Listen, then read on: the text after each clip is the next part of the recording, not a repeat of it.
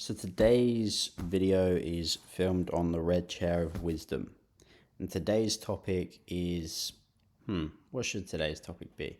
Today's topic is going to be a lot of what I've been posting online lately, which is pretty raw, unedited content, which is kind of what this video is.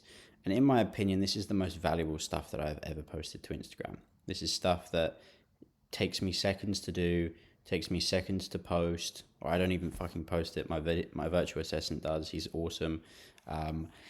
But regardless of that, it's content that truly is the most valuable, and that's because it's solely related to people that struggle to lose weight sustainably, and they continue to yo-yo and just they go like this, they go like that, and more important, actually worse, they go like that, and why I'm able to make this kind of content is because that was my history. I struggled with this for like a decade before I figured it all out. A whole 10 years, right? Of losing weight rapidly. I'm talking 5 kg in like 3 days. And then putting it all back on, plus more, in just 1 or 2 days. Because what I would do is the most extreme techniques there are, right? I would fast. There was one day in school where I didn't eat for like 36 hours. Man, I was like 17 at the time, right? I remember times where I couldn't get a boner, right? Because I just didn't have fucking food in my body. My sex drive was non-existent. I didn't want to have sex. My girlfriend at the time, I loved her. She was gorgeous. Some days I didn't want to have sex with her, but just because I didn't have fucking food in my body, right? I was empty. And it was all in the name of weight loss and all in the name of trying to look better. And right now, I'm staring at a man that I think is gorgeous, right? I think I'm an attractive dude. And without being egotistical, like it's true, and I know it's true, and it's so simple, right? This isn't the point of the video in itself, but it is so simple to like be more handsome as a man. It is just getting in shape. That clears everything, because in order for you to get in shape, you need to train, right? Which is going to put on size and muscle. Tick 1. In order for you to get in shape, you need to look after your nutrition, right? And what that does is that puts you in a state where you have lower body fat, which gives you this kind of chiseled jaw, essentially. It also gives you 6-pack abs, as far as if you want to take it that far, for example, or just a flat stomach. But also a really quality nutrition, whole nutrient-dense foods. It's as simple as that, by the way. When I say quality nutrition, that's all I mean. I don't mean anything else by that. I mean just literally eating whole foods over the course of the day, rather than stupid like snacking alternatives and low-calorie, high-protein alternatives. It gets really good skin, right? I don't get spots. I don't know the last time I got spots, right? Is that a spot? No, that's a mole. That's a mole. But it's so simple, and like it's so simple. It's just hard. It really truly is, right? It's hard. And it's hard because there is so much noise. And in this video I want to talk about all the noise that there is online and all the techniques, and why it's so shit, and my experience of my lived experience of this too. And like I said, I've gone for days where I didn't eat. I've gone for days, and it's laughable. I'm hearing myself now. It's laughable. It's idiotic. I remember there was a time in uni. No. This was in London. This was after uni, where I was probably like 23, 2 years ago, and I was again going on another, probably the 500. I kid you not. I've probably tried to lose weight for 500. I don't even know the number that I've tried to lose weight. And I was in the kitchen, and my housemate at the time, Rory, his girlfriend was over. His girlfriend Charlotte, she's fucking awesome. She's a nutritionist, right? And she gave me an absolute earful. She said, "George, what the fuck are you doing? Rory's telling me you're not eating dinner. You're skipping breakfast, all in the name of fucking trying to lose some weight. What the fuck are you doing? Like, what are you doing? And that was I don't remember that. I don't forget that kind of stuff. I don't forget the kind of stuff that I did in London. And I hate to say this. I truly hate to put this online, but it's really important to say because there is someone listening that is doing this as well. Which is I used to fucking steal food from my housemates, and I would lie about it. I wouldn't own up to it. All right. I used to steal their treats, their sweets, their bread, their chocolate. And that was whilst I was going on binges, right? And the only reason that binges would happen is because of the fact that I skipped breakfast and I skipped dinner. And this is the thing. Our willpower is only so finite. We've only got so much of it, right? We can only stop resisting so much for so long. It's the same reason people cheat, right? They've only got so much willpower. And maybe that's a bad example. But a lot of people do cheat because they've got so many distractions in front of them, right? Let's say it's a rich fucking billionaire, right? Every girl, let's say, and let's just hypothetically say it's attractive, right? Every girl's coming up to him in the club. It's only a matter of time, in my opinion. We're humans, you know? We're humans. And look, where I'm going with this is I've tried everything under the sun in order to lose weight. I have fasted. I have skipped meals. I have gone on low carb diets. I've gone on high protein diets. I've gone on no fat diets. I've gone on carnivore diets. What else have I done? I've gone on water fasts. I've limited my calories to 1,500 to 1,200 to some days 800 and consistently held that, by the way. Like, this isn't just one day. This is like multiple days, multiple weeks. And every single time it led to short-term results and long-term shitness, right? It led to me feeling awful in my body, in my brain. It led to me not having a sex drive. It led to me not going to friends' social events because either I was watching my calories and I didn't want to eat that meal, or I just had a binge and I didn't want to step foot outside the door, right? And there's so many, all these memories are flooding into my head, right? One Christmas, there's probably been 5 or 10 Christmases where, maybe not 10, 5 Christmases where I've binged. I've put thousands of calories down my throat and I have not said hello to the outside world for days because I hate the way that I look. And my face is puffy and my skin's a mess.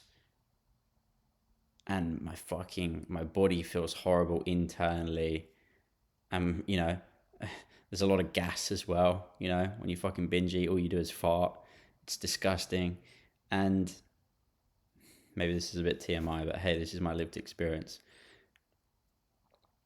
And the one thing that fixed everything, truly, was eating balanced meals across the day. Was eating 3 meals, was eating breakfast, was eating lunch, and was eating dinner, and correctly portioning those foods out. There's no secret. That is the hack. The hack is exactly what we were taught in school. The hack is exactly what is provided online by nutritionists, right? This is the thing that really frustrates me, right? You have a dude with a 6-pack, and then you have a nutritionist that wears a t-shirt, right? Who gets more views? It's the dude with the 6-pack. Who's educated in nutrition? The nutritionist.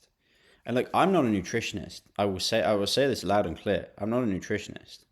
My degree is in health and exercise science. I'm pretty clued up. I've got a personal experience in this. My whole degree interlinks with nutrition.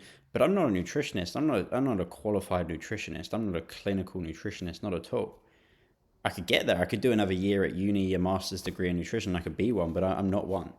And what's really frustrating, unfortunately, is the way that social media works is because that dude with a six pack has 100K followers and a nutritionist that keeps their t-shirt on and speaks politely on the camera and doesn't get viral videos. We listen to the dude with the six pack, who probably is telling his audience to slam sodas when they get hungry, to what else do they do that's pretty shit? To go for the low fat option, to go for the high protein option every single time. To count every single fucking calorie, right? That was a big one for me. Counting calories. I remember that. It would cause so many headaches. It would lead me to, literally, I kid you not, like if I went over by like 3 calories, I was like, fuck it. Why don't I go over by 300? I was like, fuck it. Why don't I go over by 3,000? And that's a binge, right? And the one true thing that helped was just not giving a shit about calories and how my body looked. I didn't weigh myself, right? I don't know how much I weigh. I have no idea. I have no idea how many calories I consume on a day-to-day basis. Yet I'm in the best shape that I have ever been and have consistently ever been, right? I've never looked the way I do for this period of time ever in my life. I've got to this level of physique before, but I've held it for 5 days, right?